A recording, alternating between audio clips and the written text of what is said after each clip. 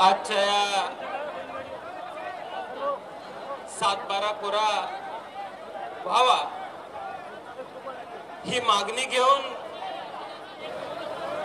महाराष्ट्राच्या कानाकोपऱ्यातून आलेले सर्व शेतकरी बांधव गेले अनेक दिवस चाललेल्या या पदयात्रेचा समारोप आज आपल्या सर्वांच्या उपस्थितीमध्ये होतोय। ज्यांच्या नेतृत्वामध्ये ही पदयात्रा पार पडते ते आपल्या सर्वांचे लाडके नेते आदरणीय बच्चूभाऊ कडू, आदरणीय बेग साहेब, आदरणीय महाराज आणि महाराष्ट्राच्या कानाकोपऱ्यातून आलेले आपले सर्व जीवाभावाचे सर्व शेतकरी बांधव आज तुमच्या सर्वांचा उत्साह बघून, तुमच्या सर्वांची प्रचंड उपस्थिती बघून येत्या काही दिवसांमध्ये आपण सर्वजण सरकारला गुडघ्यावरती आणल्याशिवाय स्वस्थ बसणार नाही भूमिका मला आपल्या सर्वांकडे बघून लक्षामध्ये आलेली आहे। आज ज्या वेळेस मी या ठिकाणी येतोय महाराष्ट्रातल्या कानाकोपऱ्यातल्या सर्व शेतकरी बांधवांच्या भावना घेऊन येतोय। ही यात्रा, ही मागणी, या अपेक्षांचं होतं। आम्ही फक्त बच्चू भाऊंच्या खांद्यावरती टाकणं योग्य नाही। बच्चू भाऊ या मागण्यांचं होतं, फक्त तुमच्या खांद्यावरती न टाकता तुमचा छोटा भाऊ म्हणून आमच्याही खांद्यावरती आम्ही घ्यायला तयार आहे। आज आम्ही सगळीकडनं येतोय। महाराष्ट्राच्या गावगाड्यामध्ये गेलं तर तूर उत्पादक शेतकरी, कापूस उत्पादक शेतकरी, सोयाबीन उत्पादक शेतकरी, द्राक्ष उत्पादक शेतकरी, ऊस उत्पादक शेतकरी कोणी समाधानी आहे असं मला वाटत नाही। आज मी सुद्धा माझ्या वडिलांकडे ज्यावेळेस बघतोय त्यावेळेस एका सर्वसामान्य शेतातल्या कुटुंबातनं ते बाहेर आलेले आहेत। बच्चू भाऊ, मी तुम्हाला सांगू इच्छितो, अवघं 23 वर्ष वय असावं माझ्या वडिलांचं। व्यसनाच्या आहारी जाऊन आमचे आजोबा वारले, पण मी तुम्हाला सांगू इच्छितो माझ्या आजीनं आणि माझ्या वडिलांना फक्त शेतीच्या जीवावरती त्या काळामध्ये 50,000 रुपयांचं कर्ज फेडलं होतं। काबड कष्ट करावं लागतं। गावगाड्यामध्ये शेतकऱ्यांच्या पोरांचं आयुष्य कसं असतं हे माझ्या कुटुंबामध्ये आम्ही बघितलेलं आहे। आज गावगाड्यामध्ये फिरताना आम्ही खाली जाऊन बघतोय, शाळेची फी भरायला पैसे नाही, कॉलेजची फी भरायला पैसे नाही, एखादी सरकारची योजना व्हावी मग आमची फी भरली जावी ही अपेक्षा, आपली पोरं जिल्हा परिषदेच्या शाळेमध्ये घातली तर चांगली शिकतील ही भाबडी अपेक्षा शेतकऱ्याची असते। बच्चू भाऊ, ज्या शाळेमध्ये शेतकऱ्याची पोरं शिकतात त्या गावगाड्यातल्या शाळांची आज अवस्था काय आहे? आम्ही मागणी करतोय शेतकऱ्याचं कर्जमाफ व्हावं। त्याला कारणच आहेत की आम्हाला सुख समाधानाचं आयुष्य जगता येत नाही। जे आयुष्य डॉक्टर बाबासाहेब आंबेडकरांनी घटनेत आम्हाला जगण्याचा अधिकार दिलाय ते आयुष्य जगण्याचा अधिकार आपल्याला आहे का नाही? पण ते आयुष्य जगण्याचा अधिकार शासनाच्या धोरणांमधून बघायला मिळत नाही। मी आज या ठिकाणी येत असताना बऱ्याच ठिकाणून मला फोन आले।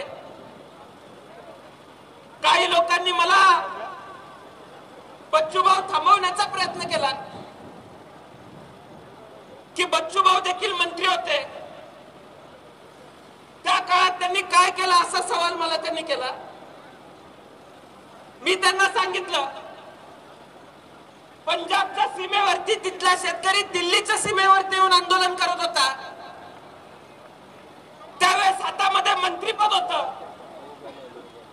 संपूर्ण देशामध्ये शेतकऱ्यांच्या मांडीला मांडी लावून, शेतकऱ्यांच्या खांद्याला खांदा लावून एकमेव मंत्री ज्या शेतकऱ्यांबरोबर आंदोलनामध्ये मिसळला, त्या मंत्र्याचं नाव बच्चूभाऊ कडू होतं.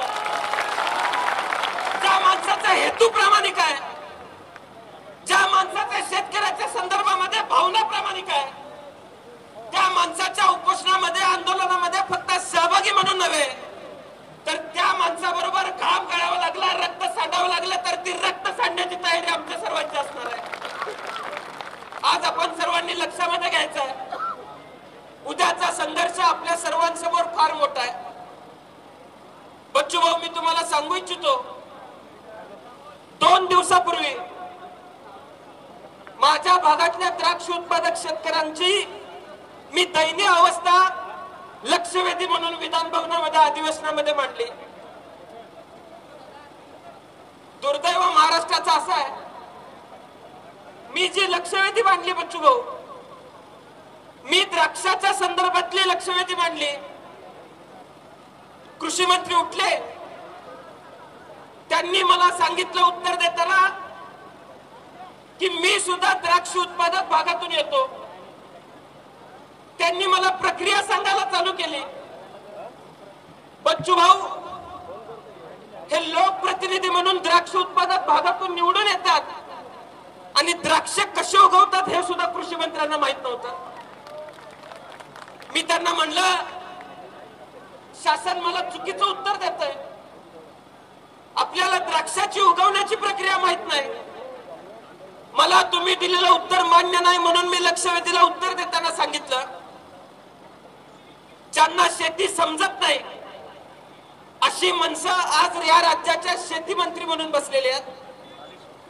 आमची प्रामाणिक भावना आहे, माझी शासनाला विनंती असणार आहे, आज इथे येऊन जनसमुदाय बघण्याची त्यांनी आवश्यकता आहे. इथल्या शेतकऱ्यांची भावना समजून घेणारा शेती मंत्री या महाराष्ट्राला मिळाला पाहिजे आणि त्याला शेतीतलं कळतं असा शेती मंत्री मिळाला पाहिजे. अशी जर भावना आम्ही व्यक्त केली तर काय चुकीचं आहे? हे शेती मंत्री द्राक्षाचं नुकसान झालेलं बघायला जातात आणि तिथं शेतकऱ्यांना काय म्हणतात की इथं ढेकळांचा पंचनामा करायचा काय? आज तुमच्या कल्पक बुद्धीकडे बघून आम्हाला सुद्धा प्रश्न पडतो, ढेकूळ मातीचा आहे का ढेकूळ तुमच्या बुद्धीचा आहे? हा सुद्धा प्रश्न तुमच्या कल्पक बुद्धीकडे बघून आमच्याकडे आम्हाला पडतोय. आज बच्चू भाऊंसारखं नेतृत्व या राज्यातल्या शेतकऱ्यांच्या साठी उभारलेलं आहे. आपण सर्वांनी या पुढच्या काळामध्ये काळजी घ्यायची आहे की आपला नेता एकटा पडला नाही पाहिजे, आपला नेता एकटा संघर्षामध्ये पडला नाही पाहिजे. ज्यावेळेस आपला नेता संघर्ष करतो त्यावेळेस तुमच्या आमच्या ताकदीच्या जोरावरती आपला नेता संघर्ष करत असतो. उद्या न्याय मिळाला तर बच्चू भाऊंना न्याय मिळणार नाही. उद्या कर्जमाफी झाली तर एकट्या बच्चू भाऊंची कर्जमाफी होणार नाही. उद्या हमी भाव मिळाला तर एकट्या बच्चू भाऊंच्या रानाला हमी भाव मिळणार नाही. तो तुमच्या आमच्या सर्वांच्या रानाला हमी भाव मिळणारा, ही भावना तुम्ही सर्वांनी लक्षात ठेवायची आहे. आणि शेवटपर्यंत बच्चू भाऊंबरोबर या मागण्यांच्या बरोबर उभा राहण्याची भूमिका आपण सर्वांनी घ्यायची आहे. बच्चू भाऊ, या सगळ्यांच्या साक्षीने मी तुम्हाला सांगतो, या महाराष्ट्राच्या विधानसभेचा सदस्य म्हणून आणि आर.आर. आबांचा मुलगा म्हणून माझ्या शेवटच्या श्वासाबरोबर पर्यंत मी तुमच्या मागण्यांबरोबर तुमच्या बरोबर उभा असेल एवढंच आज या ठिकाणी मी सांगतो. आणि मी मनापासून आपल्या सर्वांचा आभार मानतो. खर तर बैलगाडीतनं आम्ही दोघं उतरलो, मला भीती एकच होती की आजूबाजूला सगळी उंच माणसं आहेत, बच्चू भाऊ दिसतील, मी दिसणारच नाही. मला सहज कोणी हात डोक्याला धरून बाहेर काढलं तर मी बाहेर पडेन. पण बच्चू भाऊच्या कार्यकर्त्यांनी मला सांभाळून घेतलं, त्याबद्दल मी त्यांचा सुद्धा मनापासून आभारी आहे. आपण सर्वजण मोठ्या संख्येनं इथं उपस्थित राहिलात आणि आम्हालाही उपस्थित राहण्याची संधी दिली, त्याबद्दल मी मनापासून आपल्या सर्वांचे आभार मानतो आणि माझे 2 शब्द मी संपवतो. जय हिंद, जय महाराष्ट्र.